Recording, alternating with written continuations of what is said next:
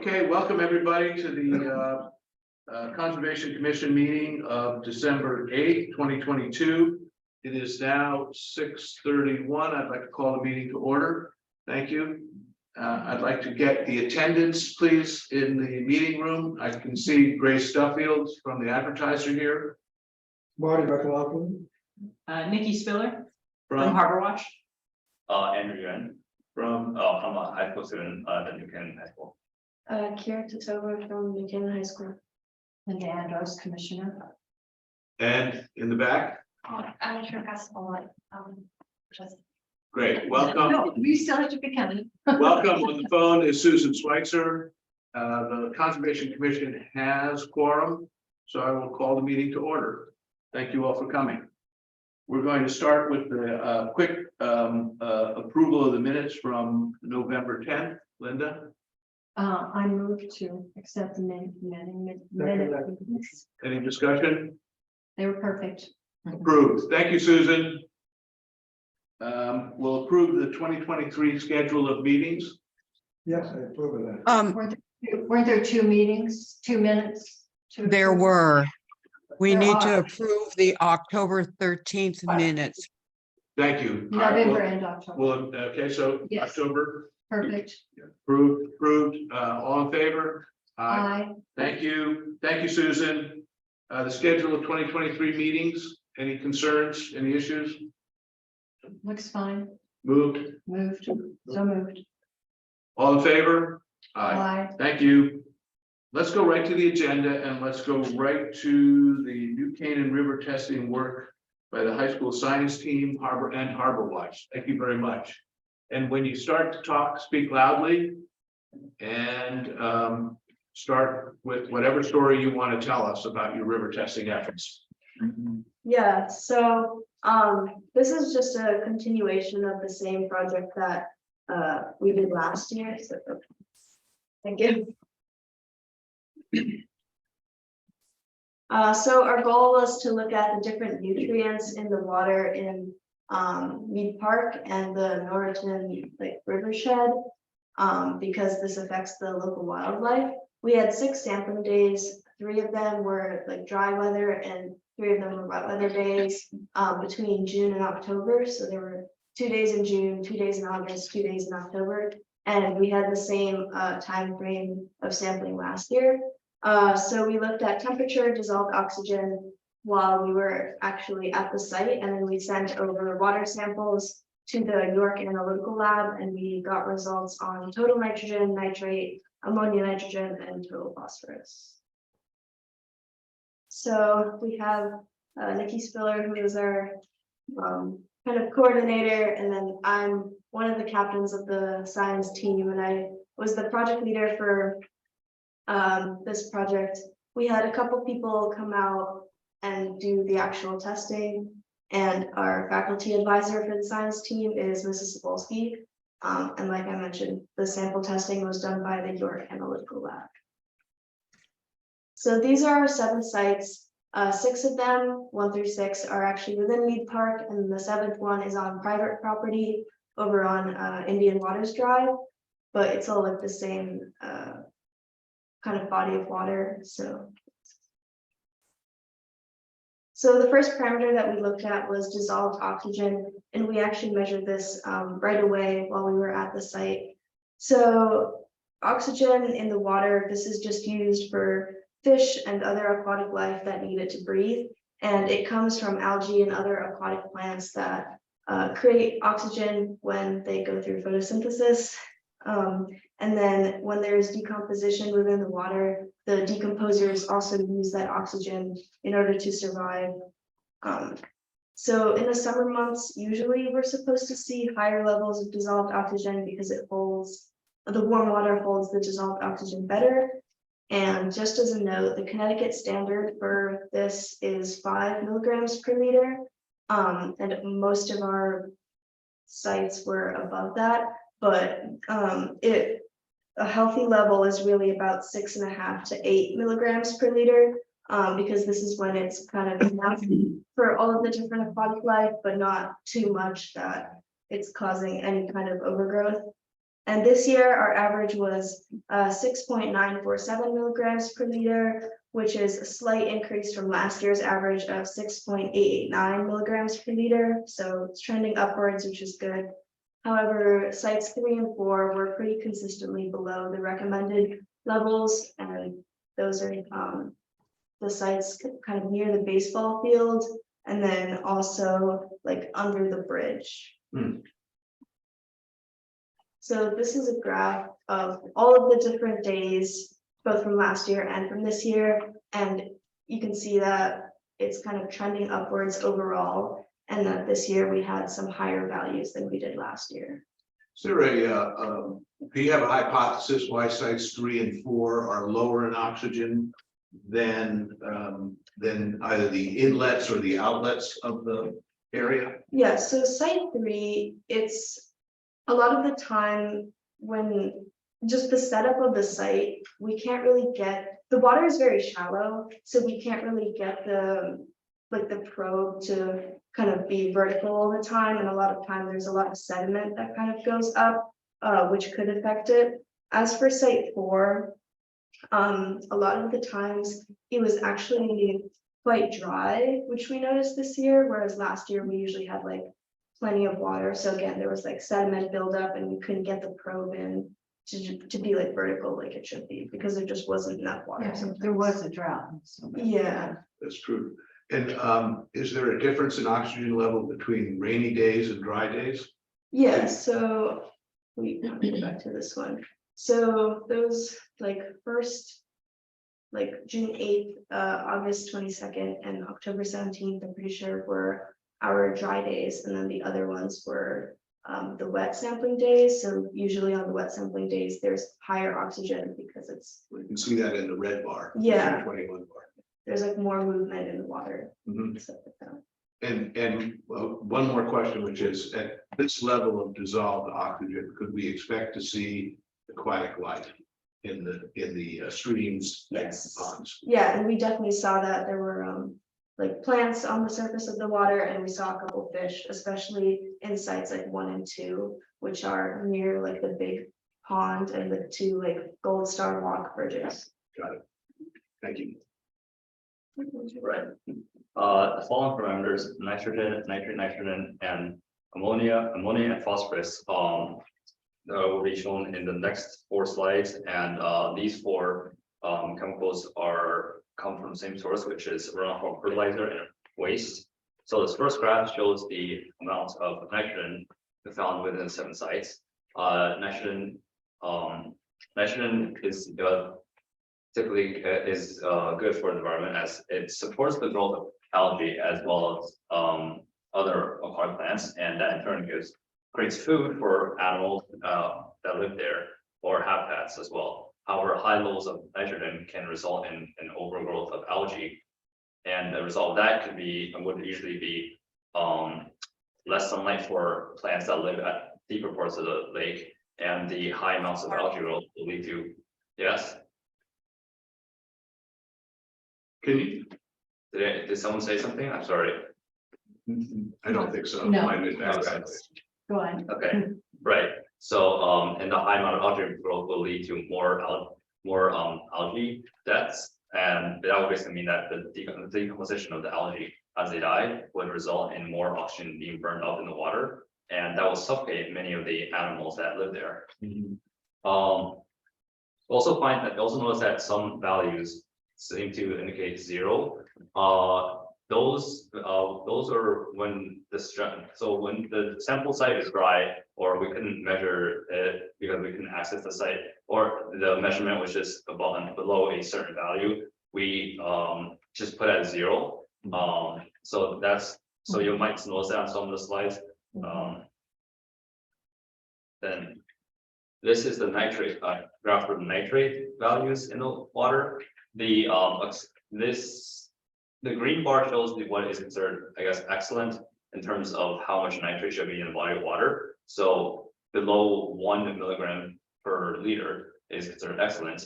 Between 1.1 and 3 is considered good, and 3.1 to 5 is fair. Luckily, we only had one value that was above 5, though we had one that was almost close to getting above 5. But beyond that, most of the values stay within acceptable ranges. Can I ask you, what is the source of the nitrate that we're finding in the water supply? Well, like I said, it's most likely runoff from fertilizer or waste, or perhaps the drainage wasn't able to drain out the nitrate at a fast enough rate. It's possible that at 7 was a private property, so it's possible that that there was a lot of fertilizer used there. That's the Indian water site. Number 7, yeah. And that would be the end of any runoff probably that we would measure, correct? Yeah. And 5 and 6 is the inlet and outlet of the pond, which is fed by the neighborhood. Mhm. So 2 sources of increased nitrate coming off of lawns and properties. Yeah, Yeah. site 6 is the, it's like in a grate under, or on Old Stafford Road. So if there was any kind of like, there's a lot of cars driving by all the time, and we find that there's never much water or much movement at that site. Okay. Do you think we should keep that on for next year? We do it, site 6, I think so. It's interesting to see like how it changes depending on. yeah. I think actually Tiger added that one. Yeah, for rain and for dry conditions. Dry conditions and maybe any kind of sewage issues around here. Okay. Go on. Right. So just like nitrogen, nitrate also can cause an overgrowth of algae if there are high levels in the water. This slide shows the values of ammonia nitrogen in the water. Unlike the nitrate and nitrogen, ammonia nitrogen can actually cause direct damage to the aquatic wildlife. So it's best that the levels of ammonia nitrogen keep as low as possible. And while most sites were generally low, we have like a few higher ones, such as the October 17th at site 1 and August 22 at site 6. I'm not sure why these 2 days in sites specifically had such high levels, when the others of the same day have such lower levels. It's really interesting. But on average, we had average of 0.07 milligrams per liter of ammonia nitrogen in the waters, which is very good levels. Because but as long as it was an acceptable level or between 0 and 0.2. So Well, both inlets to either Mead Park or Bristow Pond, 1 and 6. So it's coming in from the exterior. It's an upstream product coming in. Yeah. And then eventually working its way out, I would think. The nitrogen cycle is very complex, and so the different forms of nitrogen are constantly shifting. Which just makes which is why you can have to sample for all of them to get a good picture about what's happening. Do you think it's possible that the reading in August was aberration maybe, or incorrect, or where I noticed suddenly it's a peak and then it's back down? So, it's all of a sudden it shows up and then it disappears. It seems strange.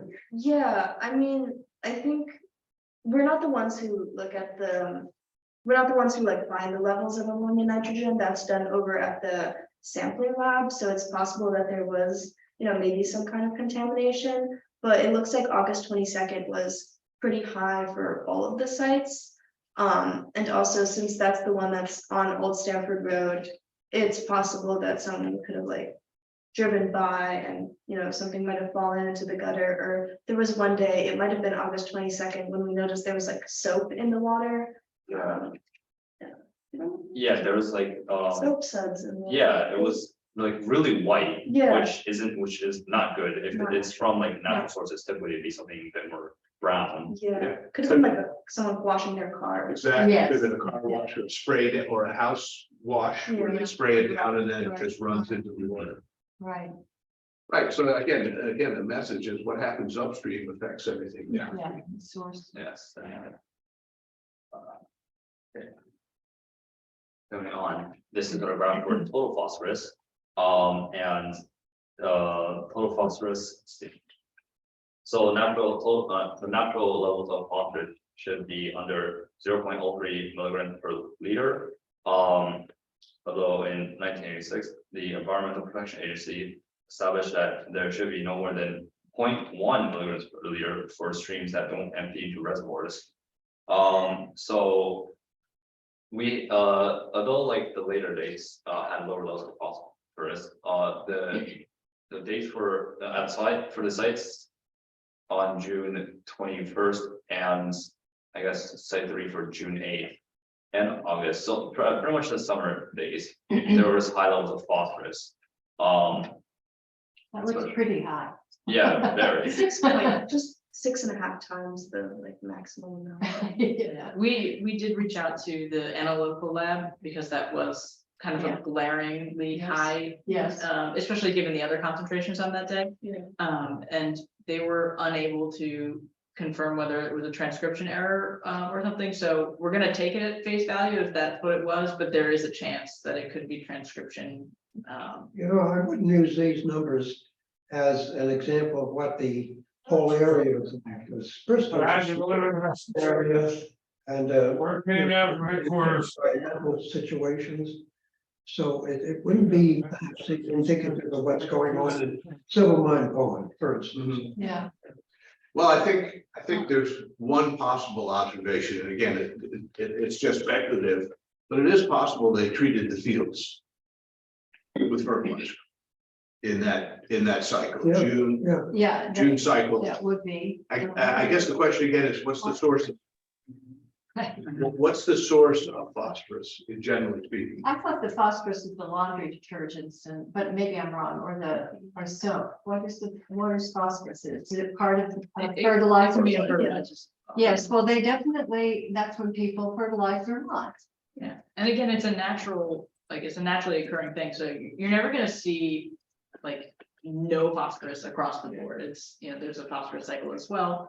And so you just try and make sure that the levels are maintaining below, you know, the 0.1 or whatever the state has set as the TMDL levels. the Right, but total that is a maximum heavy fertilizer finance. That's what when is- everybody revives their lawns and everything.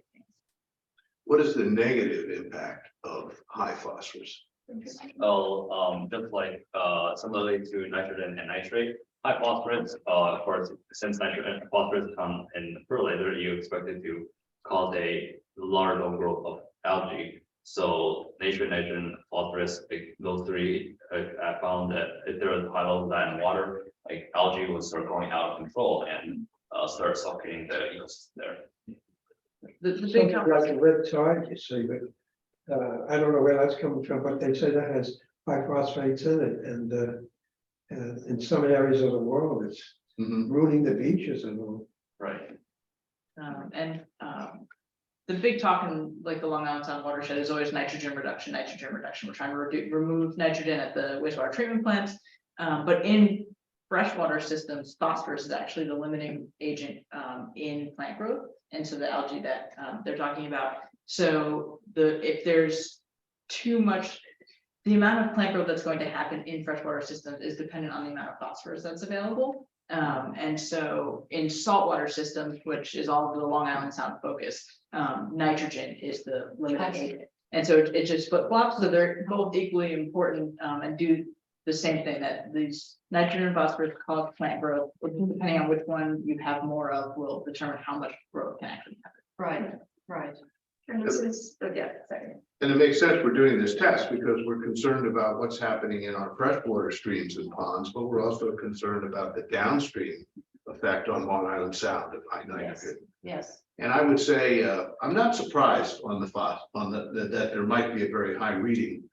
Because, you know, as a regular visitor to Bristow and Bristow Pond, occasionally I've noticed that the pond is almost so heavy in plant life, it feels like the snapping turtle can walk across the top of it as opposed to swim underneath it. right. And so we actually have that kind of petri dish Mhm, of plant growth right, that you can see go up high and then fall off. And then it helps a little bit that the stream continually flushes water through there. right. On the other hand, you know, in a drought period with a lot of sunlight, you're gonna see this plume of plants, and I suppose that could limit the amount of frogs that live in the water or anything else, so. Correct. Fish as well. Fish as well. Because nitrogen and phosphorus, just like from a chemical standpoint, they're used to make a lot of like biological molecules that plants use, like, you need nitrogen to make like DNA and like just make more cells and grow the plants, so. That's just the reason that it promotes plant growth. So it affects aquatic life, but this is a bird sanctuary, and so how do you think it might affect the birds?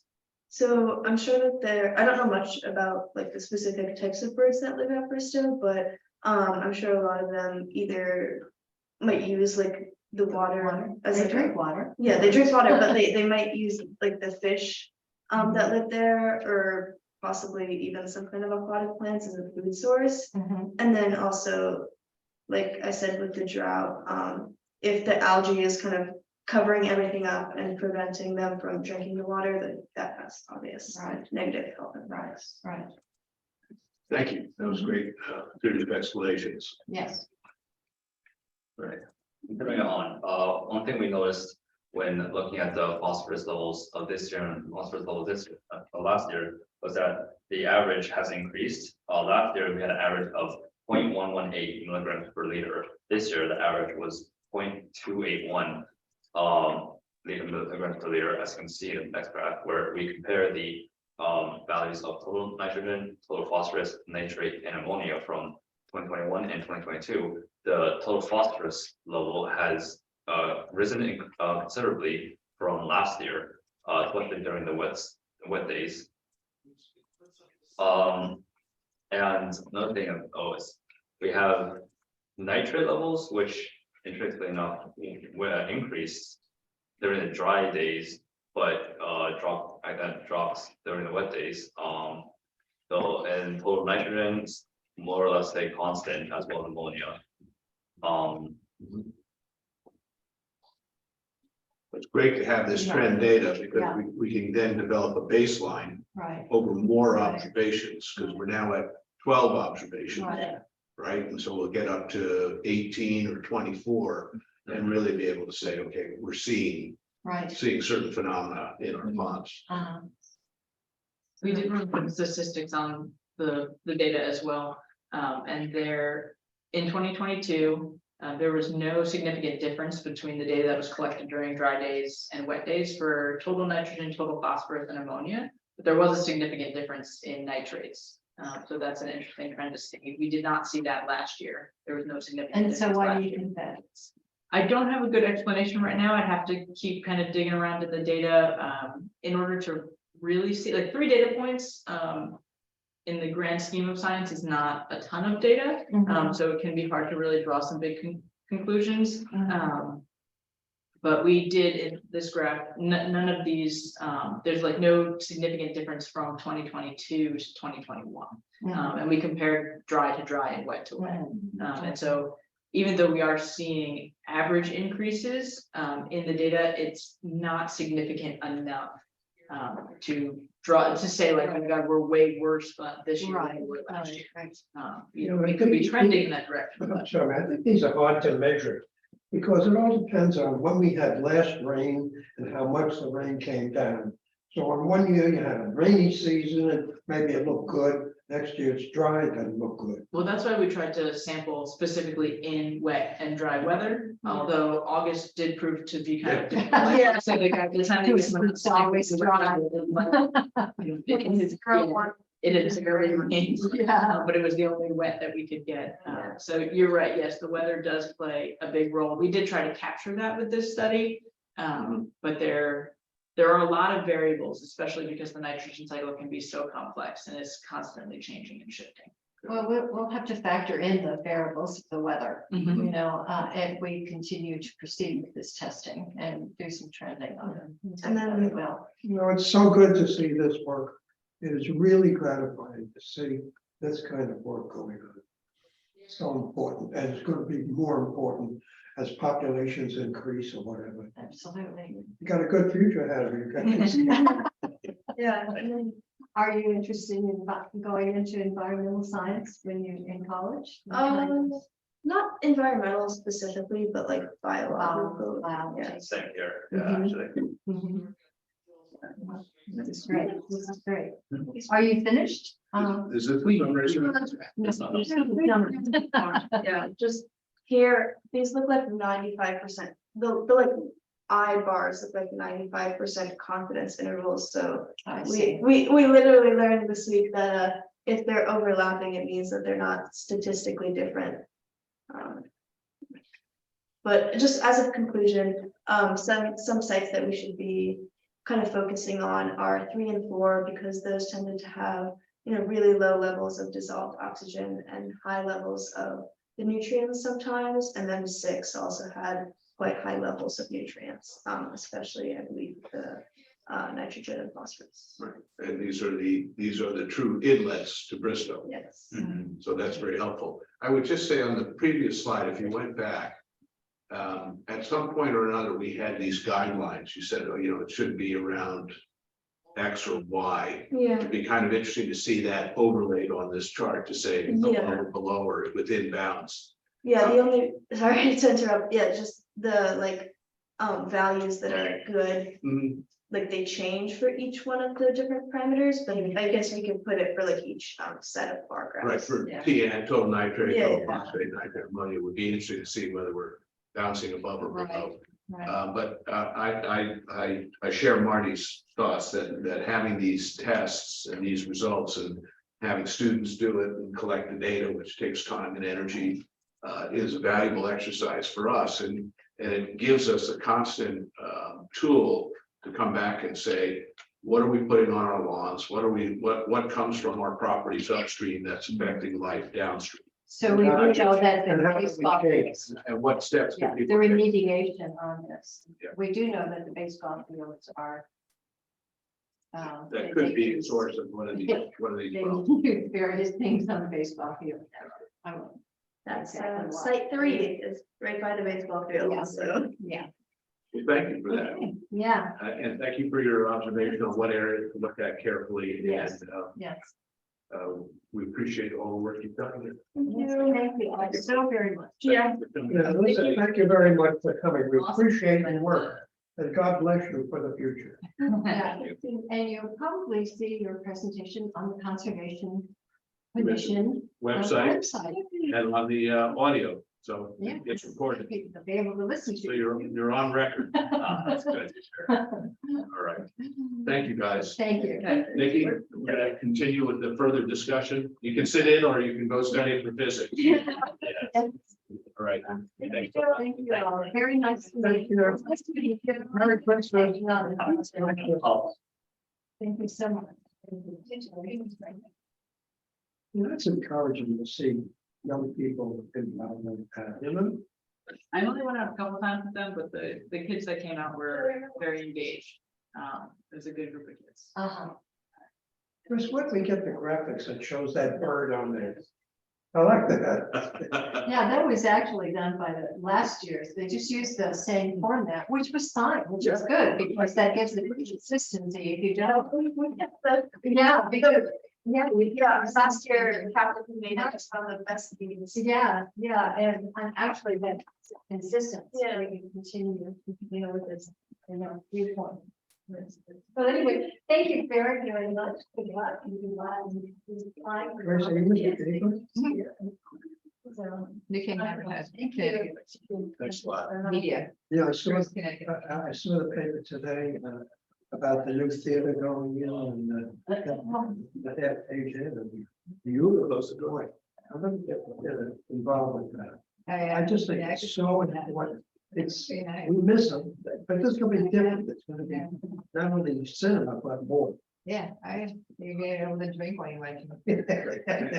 We're now, yeah, Nikki, thank you so much for coming out. I'm so happy to see the next overview, and this is something that's been going on for a number of years.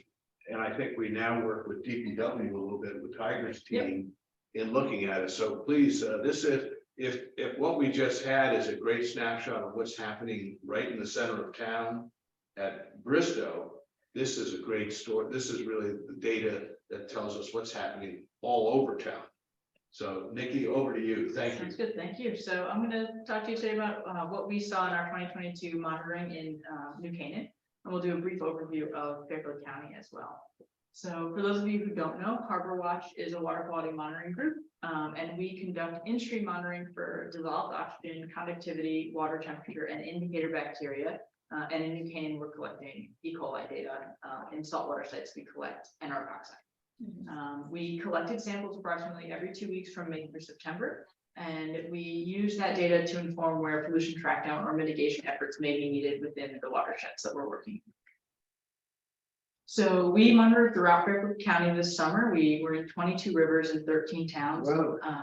We had 134 in-stream sites, and when we totaled up all of the pollution trackdown projects that we did, that number came close to 500 different unique sampling locations. For the in-stream sites, 87% of the sites in Fairfield County that we sampled exceeded the state geometric mean criteria for indicator bacteria. And the geomean criteria is basically a logarithmic average that tries to capture what the typical monitoring season conditions look like. We sample regardless of the weather. So we go out if it's raining, we go out if it's dry. And we just try and randomize even the day of the week in which we're conducting the sampling to be able to capture different things that may be happening. You know, homeowners may be home all weekend, but if we could capture that on sampling on Monday with elevated bacteria concentrations if they have a leaking septic system.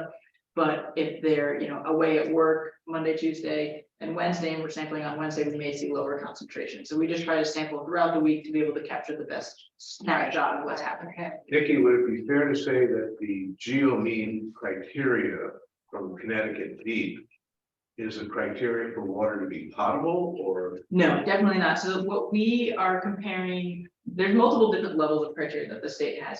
And the one that we're using is the designation of all other recreational uses. Okay. And so it's the least strict of all of them. So you're not doing any swimming with a lifeguard.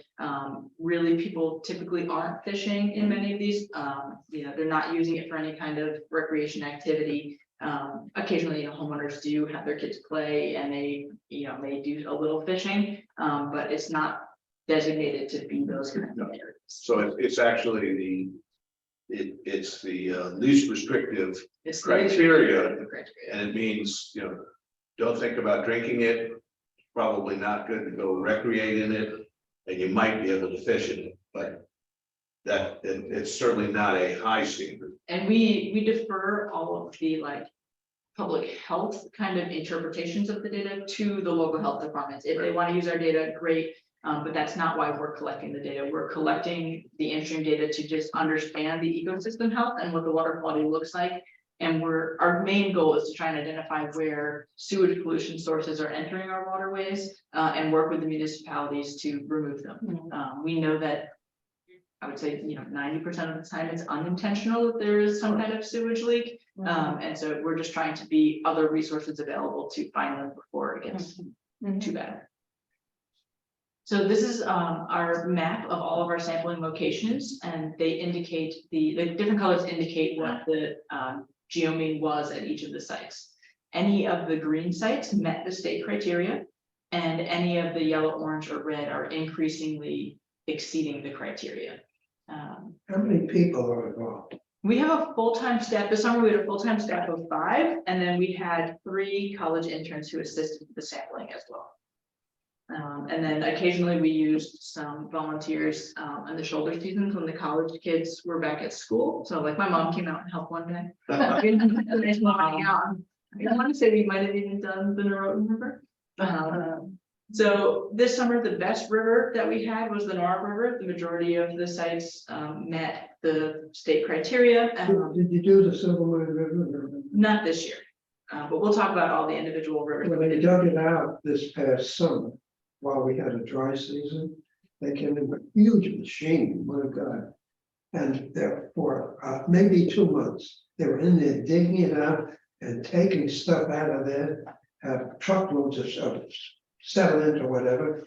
Now it's all clean and it looks great, it's all filled up again, but I wondered what happened to the water quality. Well, after they were gone and the water filled up again, I just wondered what happened to that area. But it really looks good. It was a tremendous job. Truckloads, the guys told me they had, at that time I was talking to 18 truckloads already. And that was like in the mid, Mhm. and so it was a big water change, and I'm sure it affected the water. Yeah, we didn't notice anything too crazy bacteria wise in the North River, like downstream of where the silver mine would have entered. But there could have possibly been other kinds of parameters that we just weren't monitoring. From this chart, the three rivers that you did monitor were the Rippewam, the Norotan, and the 5 Mile. Yes, Got it. yes. And so in all of Fairfield County, we had a 10-way tie for 10 rivers exceeding the state criteria at 100% of the sites. And as we can see, I don't know which area that is there on the map, where they're all red. A lot of it was in Bridgeport, but we had some in Westport and Stanford as well. Mhm. So by town summary, these are the number of sites that we sampled in each town and the percent of those sites that exceeded the criteria. In New Canaan, we sampled 14 sites. A couple of those sites were on the border with some towns, so they're a little double counted throughout this table. But 57% of the sites exceeded the state criteria, but New Canaan was the second lowest exceedance of water quality criteria. So That's kind of good and bad news, isn't it? That's bad performance. Yeah, not second. Fewest number of exceedances of the 5 sites that we sampled, only 40% of them exceeded. But yeah, no, New Canaan did really well. And even of the sites, and we'll get into talking about it, but of the sites in New Canaan that did exceed the state criteria, they were slightly over the criteria. We're not talking about levels that are, orders of magnitude, where we're thinking that there may be tremendous sewage issues. We just have some small problems that we could try and figure out throughout the years. Yeah. So let's talk about all of the individual rivers. We can start with the 5 Mile River. We observed relatively low bacteria concentrations throughout the river. Our results were consistent with prior years, with the exception of 5 Mile 10. We did see some elevated bacteria concentrations up there, and I want to say that's on Michigan Road, all the way up. So the river is Mhm. pretty narrow up there, it's small, so impacted a little bit by the drought. So that could be Yeah. increasing some concentrations because we're not seeing as much dilution. Isn't there a reservoir out there? It's flowing it would be flowing into the New Canaan Reservoir at that point. I don't know whether that's below it. No, it's above it. The reservoir- Michigan Road. Michigan Road is above the reservoir, I think. I think the reservoir is below Michigan. And it's below Michigan and above I should have Indian Waters, had the not Indian Water, Indian Rock Drive. I think Yeah. so. But that's an unusual outlier. Yeah, and it's not something that we've consistently seen, so it could be worth looking into in the future. Because we just haven't seen those kinds of concentrations up there. The other sampling locations, we did see some elevated concentrations at 5 Mile 7. And we had observed that last year as well, and so we continued to conduct some track down upstream. And so we reported those results to Tiger, and they were looking into trying to Yeah, solve I that was issue. wondering, what is 5 Mile 7? Where is that? Sorry, I can bring up my map here. It's gotta be above the I want to say that one is. above the transfer station, is it, or is it below the transfer station there? That I don't know. where that is. So it is important to 5 know Mile that 7 this is- information is given to Tiger, the Yes. Department of Public Works, because that will alert them to any kind of You problem. remember Might have the in our movie infrastructure. Brigadoon? You remember the movie Brigadoon? Yes. Do And I? it was No. a wonderful town that existed only for a short time, and it was gone. And the song they sang was How Are Things in Glockamora, remember that? I like to think of New Canaan as a special place. Mhm. And we have special people here doing special stuff. I was just talking to Grace here about the new information about the movie that's going into town. Theater. And it's gonna be like a, I don't know, gonna like a restaurant combination that's nowhere else, just here, you know? And there's a lot of enthusiasm for it, and of course, the library going in, Mhm. the YMCA, we have so many things. Yeah. Yeah, well, when we get those done, we can continue to work on the quality of our water. We have four great rivers in our town. It would be lovely if they became somewhat more recreational and cleaner, particularly as they flow down into the sound. So, So 5 mile 7 is at Mill Pond Park. It's on the Got it. on the upstream side of the pond. We take it from the upstream side of that. okay, That's that's not that far away from the sewer. They want East a end. wastewater treatment center. It's not from the sewage plant because it's upstream of Mill River. Suburban. No, yeah, and the concentrations that we're observing are so low. It's not indicative that it's There's no like, need yeah, a for big- remediation no, or the treatment plants investigation. tend to work really, really well. Right. They, when you do observe failures, it's often related to these, 100-year storms that are coming much faster than every 100 years. So, no, I'm not concerned at all that it's treatment plant related. Okay, We also looked at the dissolved oxygen. 5 mile 10 had the lowest observed DO concentrations, and only 9 individual readings out of the 98 that we took fell below the minimum of 5 milligrams per liter. So overall, oxygen wise, the river is flowing, it's doing really well. And as expected, our DO and water temperature are strongly correlated, because dissolved oxygen at warmer temperatures water holds less dissolved oxygen. Mhm. So as temperature increased through the summer, which is the yes. light blue line, the dark blue line decreases. So I they're see. they're very directly correlated. I see. In the Narodan River, we had 3 sites in New Canaan. We saw consistent results with the prior years. The New Canaan sites are really generally meeting the criteria and looking really well. And we do see an increase in bacteria concentrations as we move south in the watershed into Stamford on the Stamford Darien line. And we are working on track down projects with the city of Stamford to try and resolve any of these issues that we're observing. But it does not appear that it's anything. It's sourced directly- in New Yeah. Canaan. And that's good news because I think Bristow does feed down into the Narodan. It does. And there's an example of, I think it's, 1 acre, 2 acre zoning, it's just less densely developed, which is helping water filtration and reduce pollutants. Well, Stanford should be happy. Yeah. And so, yeah, so, and we worked with Darien as well. They're both interested in improving the watershed. So everyone's got some buy-in here, which is great.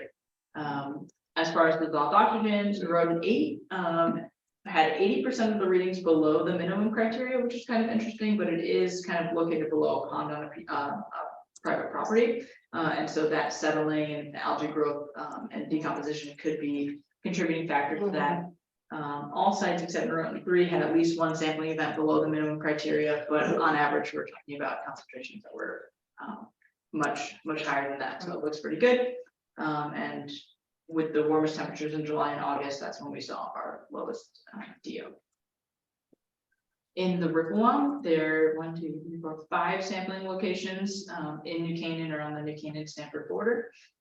We do see a slight increase, or not a slight, a large increase in bacteria concentration as we move down into the Stanford portion of the watershed. But the New Canaan sites are again looking really, really good. And they're meeting the criteria in general, and the yellow concentrations or the yellow values are indicating that the concentrations are just slightly over the criteria, which really could be related to just 1, maybe 2 rain, like wet weather events that could be driving that. So what are those, then the yellow one at the top there?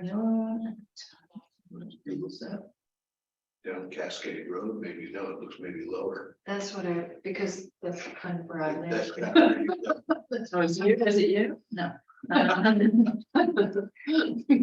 Is Oweney Oh, Bridge? Oh, no, bridge. Oweney Bridge. Oh, Can't be over a bridge. No.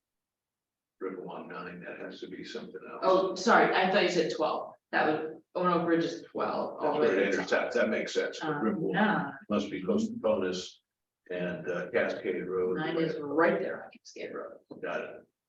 Yeah, Can you explain the bar chart here? Oh, You see 5 years of data, a slight uptrend in the gray hatch bars. Yes, so, I'm sorry, I should have done that before. So these graphs are showing the mean geometric means of all of the sampling locations across the whole river. So it includes Sanford sites and New Canaan sites. Got it. And the black bars represent any of our freshwater sites, so E. coli concentrations, and the striped bars represent our enterococci or saltwater sites. And we only have one saltwater site on the Riverwalk, which is our Riverwalk 0.5. So, and so that we're seeing a really large increase. And so we are working with the city of Stamford. We were actually out just this week, we're trying to identify the increase in bacteria concentrations from Riverwalk 4, which is orange, to Riverwalk 3, which then all of a sudden becomes red. It's a pretty big jump. And so we were taking a look at some outfalls there to try and identify if there are any sources of pollution that may be entering the river in that small section. And so that's what we try to do, is focus on tiny areas that we can be most effective. And once we, improve that, then hopefully Riverwalk 3 will reduce, and then we'll be able to pinpoint between 3 and 2 and keep working our way down. And which is it, the line chart that is rainfall? Yes. So 2018 is a heavy rain year, and then following 3 years are average rain kind of. Average for now. Average for now, right? Yeah. Yeah, yes, that's exactly what it is. Okay. And for dissolved oxygen, 12 of the 105 readings drop below 5 milligrams per liter, which is the state minimum. And all of those readings occurred at only 5 of the 12 sites.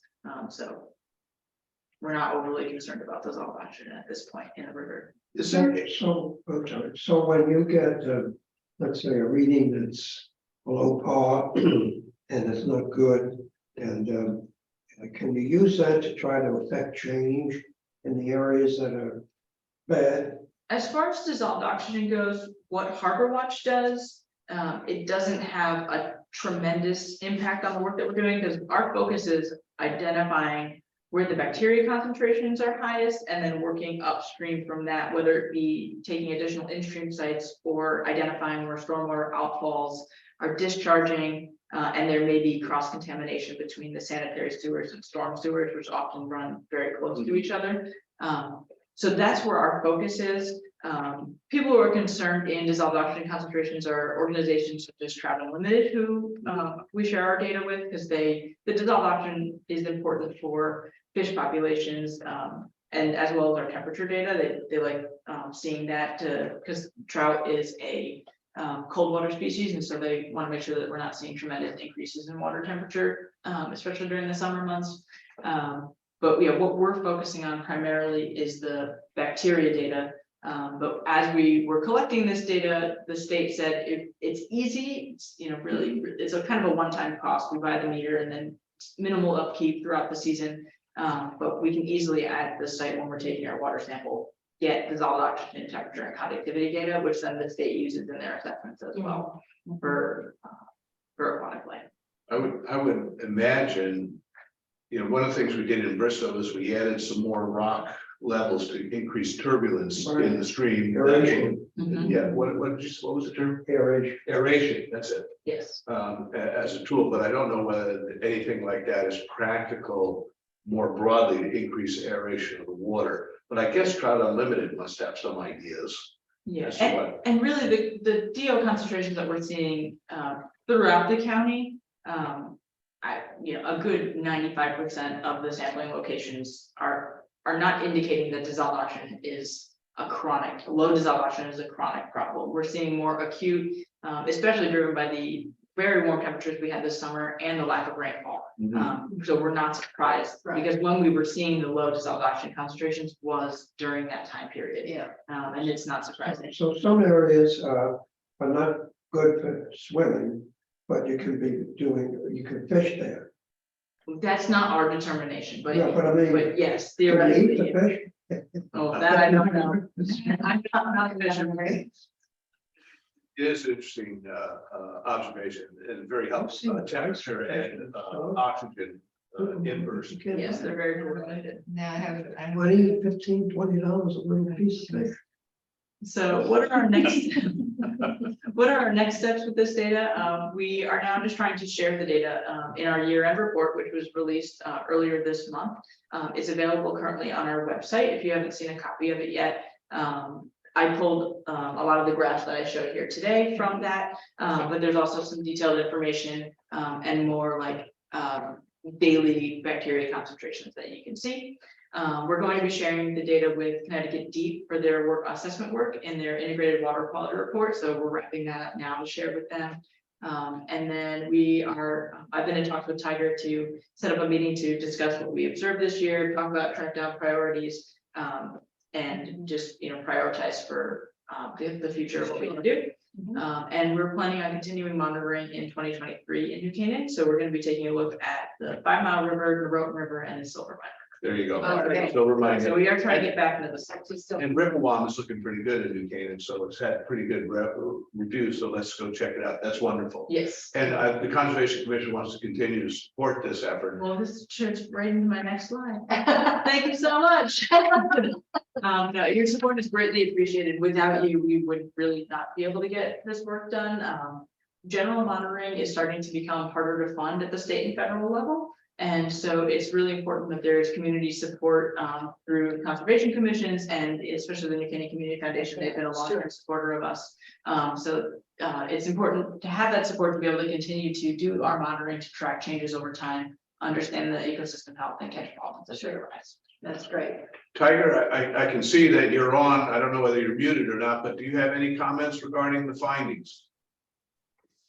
No, we've been working with Harbor Watch. We had one concern that we have in the downtown area that we're trying to monitor and figure out exactly what's going on. We think we know what's going on, but we have to monitor that one area. But the rest of it looks pretty good. I'm gonna circling back to the high school kids. I'm gonna I'd like a copy of the report so I can correlate between when we're making it. We only make one application a year as far as fertilizer goes. So I'd like to see if that correlates with some of the data that you have. I don't think it does, but I want to see exactly what those dates are, and then I'll be able to see if there's a correlation to what we're doing, or if the fact that Mead Park itself, accepts a lot of runoff from up above, the Kimberly Place area location all the way up to Weed Street and beyond. So we'll take a look and correlate those two. But I think the work is excellent, and I'm glad to see that we're, no one's great, but at least we're better than the most of them. So that's good to see.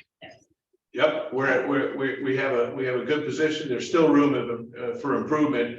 And I do think, I think you can look for that correlation, because I know when the baseball fields were redone, the drainage system of the fields was much improved.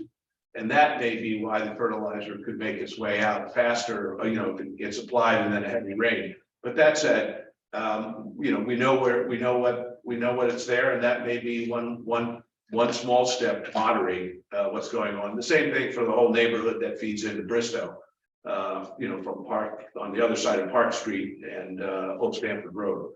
So I'm delighted that we can play a role supporting this, and it helps our DPW and Harbor Watch. Thank you so We much. really appreciate it. Thank you. Thanks again. So just for those on the call, visit our website, or you can follow us on Facebook or Instagram as well. And if And you I have her email. contact me directly, harborwatch@ripley's.org also comes to me. So yeah, and if anyone has any questions later that pop up, feel free to reach out. And Tiger, if you need copies of the actual analytical reports that we got, I'd be happy to share those with you. So I won't be in tomorrow, but just shoot me a little email and I can get that for you. I'll do that. Thank you. Nikki, thank you so much. Thank you for so coming much. in, and thank you for helping the team. Yes. I They were think great. it's a win-win when we can get students involved and share the data. So thank you. Yes, thank you. Got it. So Susan and Tiger and anybody else on Zoom, plus everybody here, Merry Christmas. Yeah. I don't think we're finished, are we? We're not quite finished, but we're pretty close to it. Marty- No, you're. Well, I think we're gonna just Yeah, we quickly. can take a. No, thank you so much. Thank you. Really appreciate all your support. Thank you. Got it. I would say, while we have Tiger, if you're still there. I know we're working on tree planting. I would love to get an update on solar, maybe in January, if you could do it. Robin sent us in an update on the swap shop. I'm just gonna touch base again on the whole Green Link idea. If I said I had a concern, Tiger, about the Green Link and getting down Old Stamford Road, it's just one of those things where I wonder whether we'll be able to accomplish that. Do you still feel that walkway will be doable? That I don't know. Our crews, our contractor was out there gathering the remaining portion of the survey data for it, and then we'll go and we'll set out and start to design it, based upon what we see in the right of way and what we have, and then we'll have to bring it forward, to various bodies. One being the state, since it's their road, so they'll have a market input there, and then the police commission and obviously others in the town. Last time we did a sidewalk extension of this nature, we brought it to the council, and the council, had almost a public hearing on it, or several public hearings, I should say.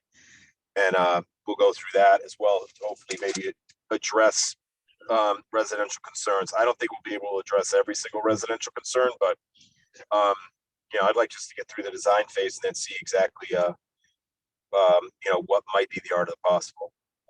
Yeah, I bring it up because, the goal was to hopefully have it done by September of 2024, and I know the lead time is hard on this one. I would say that we look pretty good for extending from Park down to the entrance of Bristow, don't we? Or is that still also a challenge? No, that one, we're well on our way. That's in discussions between the DPW and the DOT, and I think that one's I think we could close on that one next year. That's the goal, is to at least get a permit before next season starts, and then actually hopefully construct next year. But your goal of 2024 for the other one, that's probably much more realistic, if it should go at all. Okay, that's great. It's one of those important things, because a lot of the restoration of Bristow was also to make sure it was a good component of the entire Green Link. And as I've always said, getting a walking path between all our parks is sort of like would make an emerald necklace, and it would be a wonderful. Yeah, well, it could be. It would be. I think I did the measurement. A complete loop from Waveney all the way up to Irwin, the Nature Center, back down through Mead and back to Waveney would be pretty close to a half marathon. So 2 loops would be a full marathon, but it might be a good half marathon. That makes sense. There you go. Thank you for your help on the tax mailer insert. That's I guess going to be mailed in the next 2 weeks, so we'll get some more awareness of good planning. I don't have really anything to update you on Bristow. I think the advertiser did a pretty good update for us, so we appreciate that. The bird blind footings, and we're making pretty good progress on that. The pavilion is ready, so I really do think by the end of the first quarter, it's going to be pretty impressive from the hardscape standpoint, and then we have to work beyond it. I did submit our budget to the town. We're going to, I'm trying to make sure that we have some maintenance money in the Parks Department budget, and so we'll see how that evolves, and then you can see the remainder of the funding that I've asked for various tests. The 6,000 for river testing, but we had extra money for the science team. Oh, did we have, is that right? Is that where we stand? Maybe, I think it was 2,000. Got it. Sorry. Well, we'll have to balance that out against the sustainable CT support that we're giving. So But I want to continue with that program. Yeah. As far as the budget goes, they took the line for Bristow maintenance and put it in the parks budget, but I asked it to be a specific line in the parks budget solely, so instead of being interspersed with outside contractors, professional services, trail work, what have you, it's its own specific line so that it'll rest there. And then, the thought is that it would be there solely for Bristow without any other, discretionary use. I think it makes sense. sense. Yeah. That's So really do I. Sorry, continue. No, I agree with you. I think it's the logical place to have it, and I like it being its own line. To show that we're in the end, we're going to be spending $400,000 or so on a remake of Bristow, and at that point in time, we need to put monies in for the maintenance, and I think that we should show it as a line for the maintenance separate, so that it's not discretionary at that point in time. This money is really slated for Bristow, and then we can track the use, the actual use of the funds. Excellent. Okay, with that in mind, and it's now 7:32. I'll open to any questions that any commissioners have. Susan, Marty, No, I don't know. Linda, we're good? I think so. That was a good meeting. Then I'll move to. Oh, whoa, before you adjourn, Got it. looking over the Long Island funders scope of work for that Oh, yes, grant. thank you. There are a few things we need to know. The grant is not due until February, but the Long Island Sound Funders Grant does require, and I'm not sure who should be the applicant. That's my big question. Whether it's the commission or whether it's the town, there are financial documents that are required that we don't have. I don't believe we have an IRS tax exempt letter. I don't believe we have any audited budgets. And I don't believe we have any of the identifiers that are required by this grant. I'm not going to use the acronym because it's SAM, but it's a federal grant identifier number.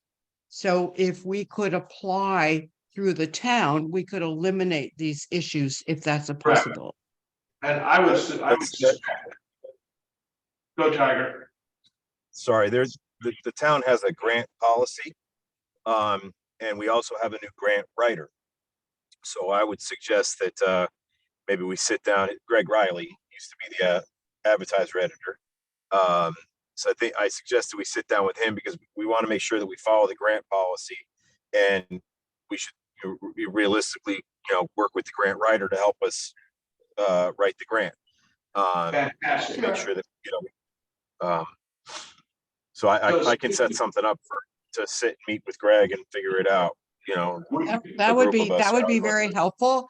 But I also think in the meantime, well, that would identify the applicant, because if we are not the applicant, we do not have to, if the town is the applicant, they obviously have audited financial statements. We do not have a board approved budget. I mean, we talk about it and we all agree, but it's not been approved by the board. So I think, Tiger, that's a great idea. So we could maybe circumvent or at least shoulder on to the town grants. And I'm sure you have SAM numbers, and I'm sure you have all these other federal grants. Absolutely. So yeah. let's get that meeting set up with Greg Riley to say there may be some opportunities here to get some funding to improve our waterways and Absolutely. our progress between the work we're doing on river testing and the students' work. We've got a pretty good fact base and a storyline to present. Well, that would be the second question. We need a defined scope of work. And I'm just going to suggest that a request for funding for an item that is already budgeted over, it's sort of in our operating budget, which is water testing, is not a very compelling argument for new grant funding. So Agreed. if we want to pursue this grant, I think we need to think about a scope of work that would Sure. be launching off of the platform of what we've already done into a sort of second platform of where we're going to go. Great. And before we set up this meeting, thank you, Tiger, with their grant writer, I think we need to have a clear understanding of what we're going to ask for in terms of money. This isn't a lot of money, oh, by the way, it's what we'd be asking for is pretty much under $25,000, but our application needs to be more compelling than just covering an existing budget amount. Fair.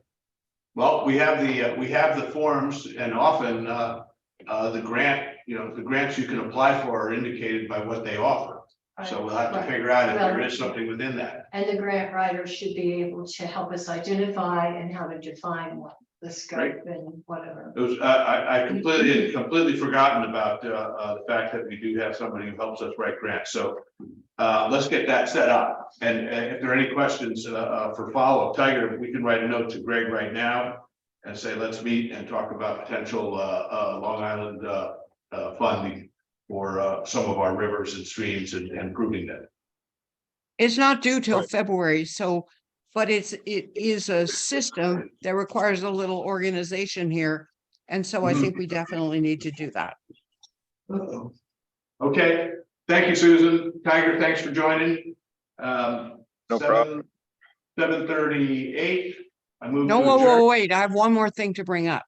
Okay, got it. The POCD. Yes. I don't know if you have gone back and had a chance to review the POCD of 2014. I think you should know we were very active participants in that, but we were not accredited to do anything. But I would ask you to review part 2, the implementation element, because we were given some assignments. And I think, Chris, to your point, and going forward to the town council, we have accomplished a lot of what we were asked to do. Yeah. In terms of the assignments we were given in the POCD. I'm just going to preface this by the fact that these POCDs are the most worthless documents that ever there were. They are approved in 2014 and no one ever looks at them again. Well, But I that's think- why I would disagree with that. I would say, I've looked at it. And I feel like we can make a couple of pretty good position statements in it this time around. If we stay focused on it, and I think that's going to be a big part of what we do as a commission in 2023. Is focusing on what input into the plan of conservation we can bring, Right. given all our learning and our experiences. Right, To influence the next 10 years of Exactly. planning. So, we'll use 2014 as a benchmark. right. But I think to look at, no, I wouldn't bother yourself with the original plan, but I would definitely look at part 2, the implementation element, because we were given assignments. I think we have accomplished a lot of them. We were the primary on very few, but that's okay. And I just think to use that as a launch platform going to the new plan of conservation and development would be very helpful. Agreed. Thank you. That's all. Okay, Okay, it's 7:40. I move to. I end the second meeting. that, whatever it is. Thank you. Thank you all for attending and your input, and that was fun. See you. Yeah. Merry Christmas. Merry Christmas. Marty, Hope everybody has a happy Merry I Christmas. just had those produced. I think I It's should nice. turn off the meeting somehow. Is that meeting? and. Take care, Tiger. See you around. Thank you. All right, Chris, thank you. Right.